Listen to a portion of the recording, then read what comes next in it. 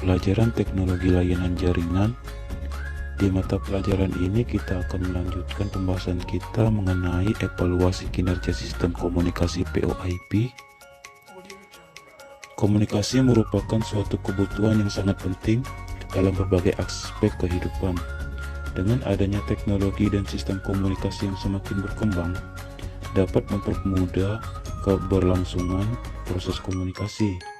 Sistem komunikasi pada dasarnya adalah seperangkat komponen dan peralatan komunikasi yang dihubungkan dengan baik dan benar, memiliki fungsi komunikasi, dan menghasilkan output untuk tujuan komunikasi. Sistem komunikasi harus memiliki komponen dan peralatan, hubungan, dan fungsi. Jika salah satu unsur-unsur tersebut tidak terpenuhi, maka tujuan komunikasi tidak akan tercapai. Dalam kehidupan sehari-hari, kita tidak lepas dari komunikasi. Sistem komunikasi yang baik tentunya akan mendukung pola hidup manusia di segala bidang. Penyebaran informasi yang menyeluruh dan terpadu dapat terselenggara dengan adanya perencanaan sistem komunikasi. Salah satu sistem komunikasi yang dapat digunakan yaitu komunikasi VoIP yang akan kita bahas saat ini. VoIP memungkinkan terjadinya komunikasi dengan jarak jauh maupun jarak dekat.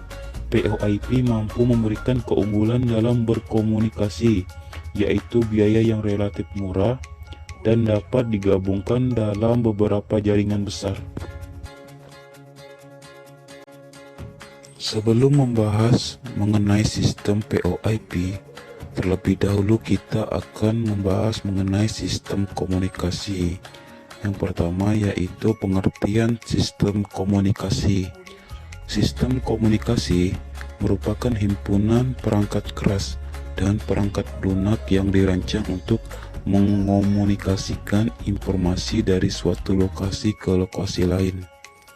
Sistem komunikasi bertugas untuk mengirimkan informasi dalam bentuk teks, grafik, suara, atau video. Komponen-komponen penting yang harus ada di dalam sistem komunikasi adalah sebagai berikut. Yang pertama, komputer yang digunakan untuk memproses data menjadi informasi.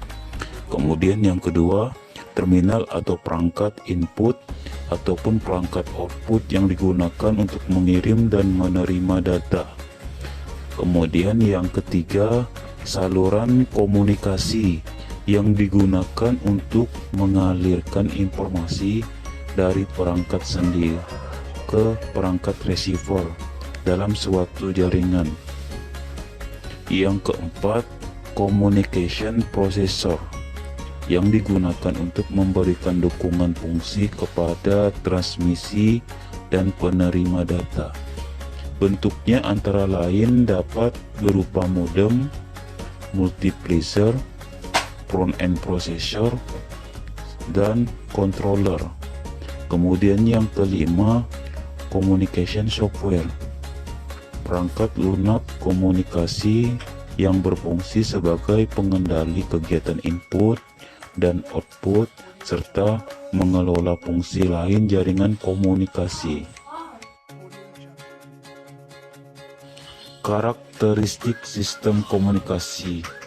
Efisiensi dan kemampuan suatu sistem komunikasi dapat diukur dengan menggunakan karakteristiknya.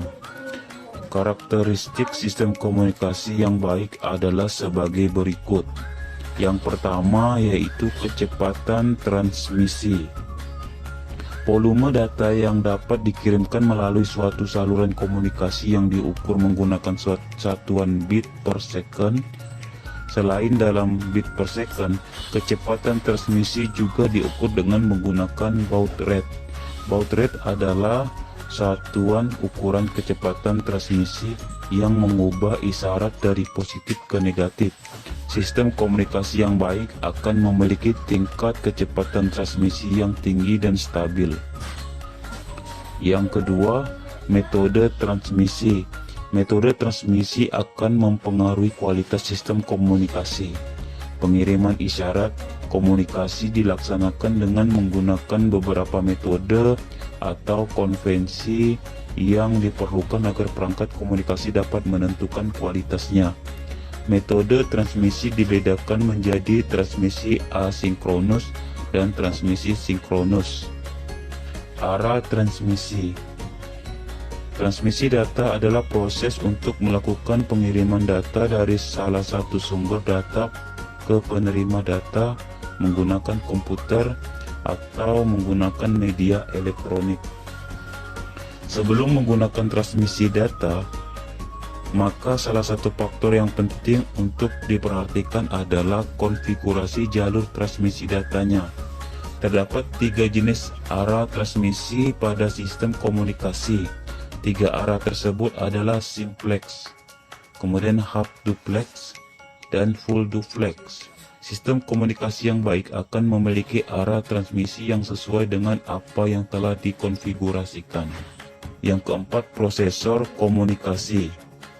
Suatu jaringan telekomunikasi memerlukan beberapa piranti prosesor yang berfungsi sebagai pendukung kelancaran proses transmisi data.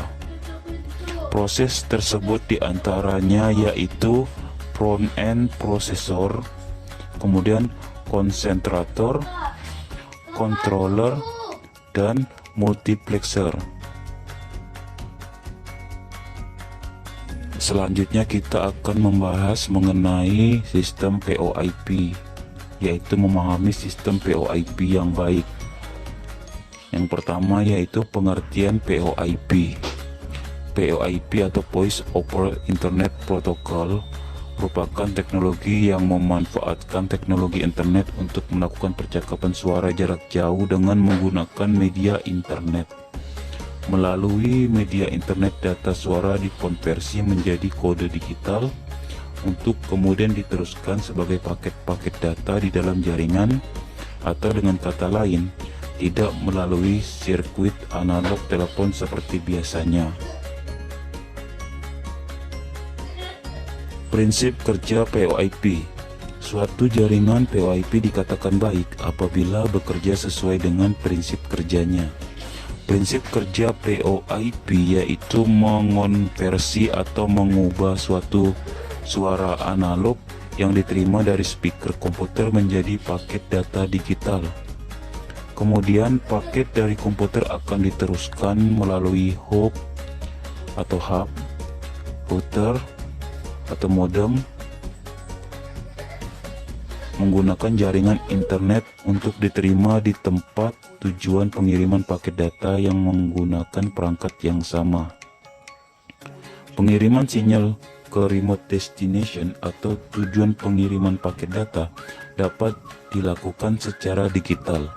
Caranya yaitu sebelum data suara analog dikirim, sinyal analog tersebut terlebih dahulu diubah menjadi data digital menggunakan ADC atau Analog to Digital Converter untuk kemudian ditransmisikan ke penerima.